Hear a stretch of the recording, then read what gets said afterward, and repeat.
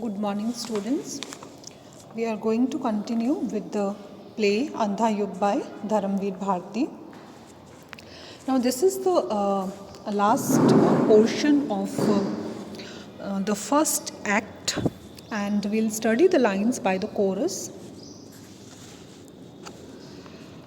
There are still two fading embers left in the ruined city, a blind and self-deceiving king, shuffling in the void of his own circle of darkness, and a bewildered, heartbroken Gandhari, still clinging to hope with blind desperation.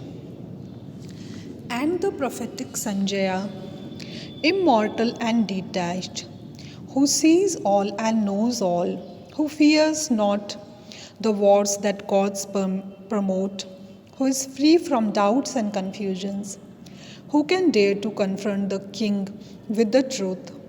Even that Sanjaya is ensnared by the dark night and, stands lost on this path of thorns and stones. So, students, these are the concluding lines of the first act, and we again see a complete atmosphere of despair and gloom that is there in these lines. And the chorus is speaking about Sanjaya, the person who dictated or who gave information about the war to the blind king and queen, that is Dhritarashtra and Gandhari, and he had those powers with which he could visualize the war, and he gave the details to Dhritarashtra and Gandhari. And he's described as immortal and detached. So Sanjay has been granted immortality, and he was a detached observer, and he sees all and he knows all.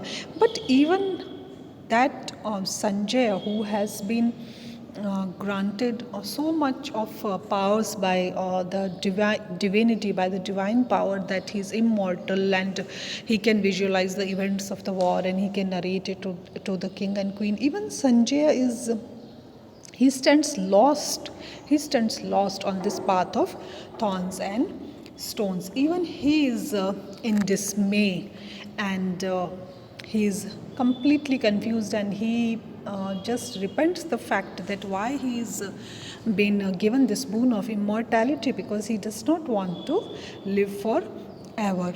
So in this way, this is the end of act first, and throughout the act first we have seen a atmosphere of gloom and dismay, and we have seen the conversations of various characters such as Dhritarashtra, Gandhari, Vidur, and the guards and the mendicant, and we have an idea about the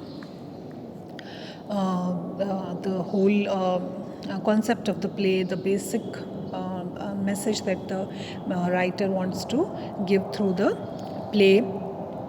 And it is set on the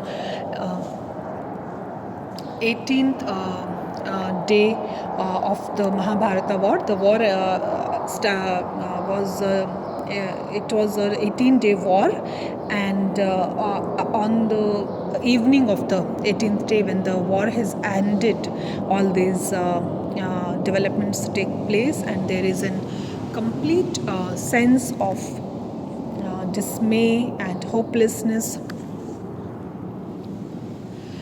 about the war. So this is a very beautiful play, and in a very descriptive manner, all the feelings of the characters has been portrayed, that conveys us the basic theme of the play. So students, this is the ending of act first, and in act second we'll study further about the other characters such as Ashwathama, and how this post-war scenario, how it progresses, and which characters come in, and what are their thoughts, and what are the ultimately what happens to all the other characters, and that we'll study in our coming lessons in the further acts of the play. So that is all for today. Thanks.